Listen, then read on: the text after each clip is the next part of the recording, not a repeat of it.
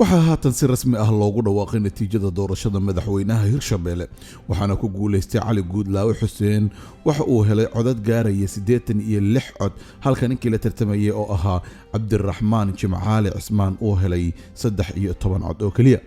Cali Guudlaawe waxa uu horay u ahaa madaxweyne ku-xigeenka maamulka uu waqtigiisu dhamaaday ee uu madaxweynaha ka ahaa Maxamed Cabdi Waare. haddaba waa kuma Cali Guudlaawe. علي عبد الله حسين علي Guudlaawe waxa uu dhashay sanadkii 1974 waxa uu ku dhashay degmada Mahadaay ee gobolka Shabeellada Dhexe waxbarashada dugsiga hoose dhexe iyo sarena waxa uu ku soo qaatay magaalada Jowhar ee gobolka Shabeellada Dhexe waxa uu waxbarashada heerka koowaad ee jaamacadda ka qaatay jaamacad la yiraahdo Somali International University oo ku taala magaalada Muqdisho ee dalka Soomaaliya waxa uu horay u soo noqday madaxii maaliyadda maamulka gobolka Shabeellada Dhexe xilligii maamulkii Maxamed Dheere 2001 ilaa 2006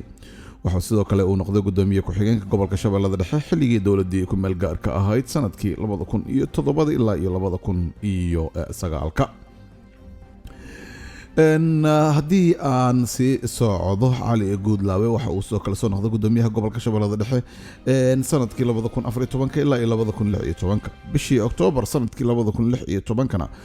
waxa loo doortay madaxweyne ku-xigeenka dawladda Hirshabelle ama maamul goboleedka Hirshabelle